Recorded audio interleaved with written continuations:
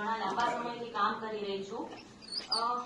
મારે લાંબી કોઈ વાત તમને નથી કહેવી, બસ મારે ખાલી આજના એક દિવસે મોનાલી મેડમ માટે એક વાત કહેવી છે.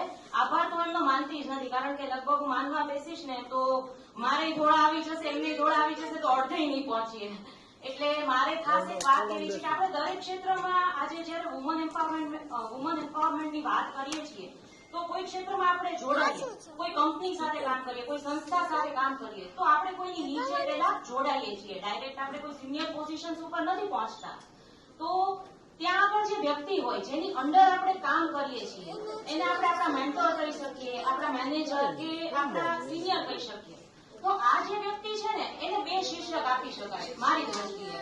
મારું જ્ઞાન બધા કરતા ઘણું ગ્રાઉન્ડ લેવલનું ઓછું છે, પણ મારી જેટલી સમજણ શક્તિ છે એ પ્રમાણે હું તમને મારી રજૂઆત કરું છું, મારા મનની વાત કરું છું કે એ જે આપણા મેન્ટર છે ને એને બે શીર્ષક મળે.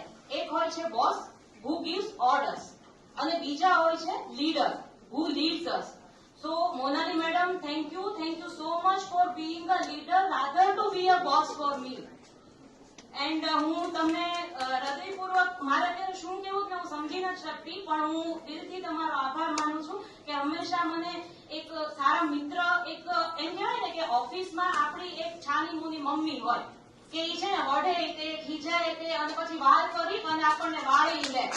એવું ક્યારેક એવું થાય કે અમારા બે ત્રણ ફોન ન પડે એટલે મને થોડીક બ્રેકઅપ જેવી ફિલિંગ આવે કે ભાઈ આજે સવારથી સાંજ થઈ ગઈ, મને એકેય ફોન નથી, કેમ આમ થયું હશે, એમ થોડું ઘણું મને આવી ઇન્સિક્યોરિટીઝ થાય. એટલે હું પછી રીસાવ, એટલે સાંજે મને શાંતિથી 10 મિનિટનો વિડીયો કોલ કરે કે જે કેવું હોય ફટાફટ 10 મિનિટમાં બોલો, કામની વાત નહીં, શાંતિથી જીવ ખોલીને મારી સાથે વાત કરો. પછી મને એમ થાય કે ચાલો હવે આખા દિવસના બ્રેકઅપ પછી પાછું પેચઅપ થયું એટલે જર્ની હજી ચાલુ છે અમારી. એટલે થેન્ક યુ સો મચ. અને આ બધાનો ખૂબ ખૂબ આભાર કે આપ લોકોએ અમને અહીંયા માણ્યા. અને madam thank you so much મને આટલું સરસ મંચ આપવા માટે. દિલથી થેન્ક યુ. જતા જતા હું ખાલી અનેક લોકોને વિનંતી કરીશ, કારણ કે એમને સાંભળવા લાવવા